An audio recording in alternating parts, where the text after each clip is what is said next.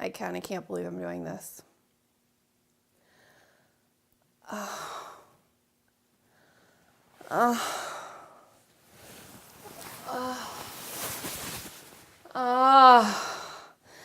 Yes, yes, yes, yes, yes, yes, yes, yes, yes.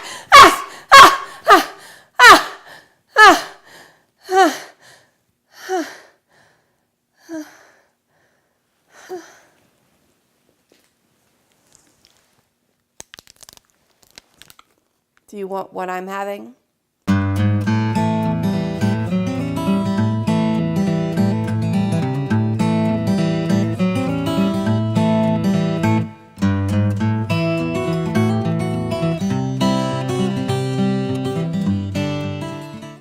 Mary McKnight here with Service Dog Academy and Diabetic Alert Dog University. It is Monday, which means it's Medical Alert Dog Monday, where I answer your questions about medical alert dog training.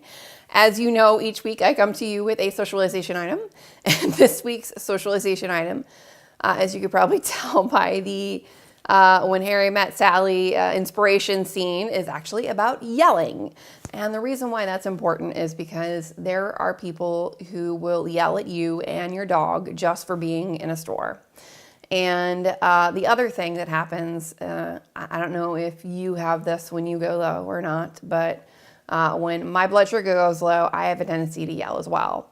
So what we don't want is we don't want ever our dogs to associate yelling and screaming and, banging on things as a negative thing in their minds, because it happens in public. It happens at your house. When you go low and you're grumpy and you're out of your mind, it happens. And you need your dog to think that it is the funnest thing in the entire world to hear yelling and screaming and banging. And what you do, again, is you associate that with food. So my recommendation, yell at your husband, feed your dog some food. Have him yell at you, feed your dog some food. So teach your dog that yelling and screaming is not a negative thing in the household, and it's not a negative thing in the public. It's something that is positive in their life and something that they get rewarded for. So Byron has our question of the week. He has narcolepsy and he is looking to get a puppy to train to alert to his sleep episodes. So what you may not know, Byron, is that we actually train narcolepsy alert dogs and we imprint them. If you are looking for a puppy, we do have imprinted puppies that we can provide you to train your own medical alert dog. Just a little commercial there. But Byron asks, are there any tips you can give me about raising my puppy that can help it become ready for a career in service work?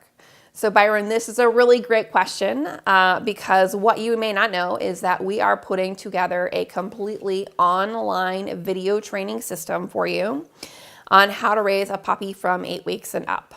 So we are going to be covering things like task training. We are going to be covering things like how you do your first socialization outings. We're going to be covering public access training, and then also we're going to be covering like a basic obedience. So a lot of our students don't have access to local trainers that have experience with service dogs. So this is a great way to help them. And some of the students that do, sometimes they're 2.5 hours away, in a drive. And it is totally worth it to drive 2.5 hours to a really good trainer. I absolutely 100% recommend that you do that. But some of my students are on disability. They don't have a car, and that 2.5 hour drive is now 5.5 hours on a bus. So it's sometimes not practical to go to the closest positive, great reinforcement trainer that you can find.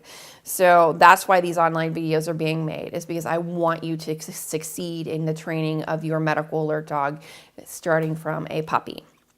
So these online videos will address your questions in more detail. But today I'm going to tell you a story, about a mistake that I made in having 5 years of experience being a service dog trainer. This was a while ago. This was in 2013. This is a mistake that I made in 2013. And I hope that sharing this story with you will help you create a happy, confident, service dog that is wonderful with its job and loves accessing the public. All right, brutal, honest truth here. So 2 days before Christmas in 2012, I caught my husband sexting with women online. And he told me that he no longer wanted to be with me and he wanted a divorce. Within a couple weeks, he was out of the house. Unfortunately, in 2013, I find myself knee deep in a very bitter divorce that lasted several years in court. Christmas of 2013, however, I purchased 2 Labradors. That would be Luke and Leia. As you know, they're part of our foundation program, and I purchased them initially for our already trained dog program. However, 6 months into starting to train these puppies, I started to notice that these puppies are shying away from men, but they really seem to kind of love women. And I was like, I don't understand what's going on. So for the longest time, I could not figure out why these dogs didn't seem to enjoy the company of men as much as they did women. Until one day it finally hit me. It was my fault. All my fault. It was something that I was doing. So my divorce was so negative, so depressing, so demoralizing for me personally, that when I went on socialization outings with these puppies, that I was literally avoiding interaction with men. So my dogs were literally watching, reading my body language, and physically feeling the negativity that I was associating with men at that point because of my divorce. So what was the solution? I had to literally force myself to go out and interact with men and pretend to feel happy about it. So I went to car shows. I went to hang out at the aisles of Home Depot. I went to beer brewing contests. I went to sports games. I went to places where I knew there was going to be a guaranteed crowd of men. And I would tell them what I was doing, socializing a puppy for service work, and they would happily oblige and give my puppies food. I created a positive association of men with food, and within a month, my dogs had made a complete 180-degree turnaround. So what's the lesson in this story? If there is something in your future that your service dog is going to have to interact with you while you are fearful or anxious, then my recommendation is to go out now and address your fears and face your fears. And I want you, especially with your puppy, I want you to fake happiness. I want you to fake excitement. I want you to turn your negativity into your dog's positivity. So you don't avoid situations that are going to make you uncomfortable. Go out of the way to pretend to be comfortable and enjoy yourself, because I guarantee you that little tiny baby puppy that you're trying to socialize to this big, bad, scary world, every minute of the day, it's looking for clues from you about how to think about, how to feel about existing in this big, bad, scary world. So your attitude, negative or fearful, it will naturally become theirs. It goes right from you, right into your dog.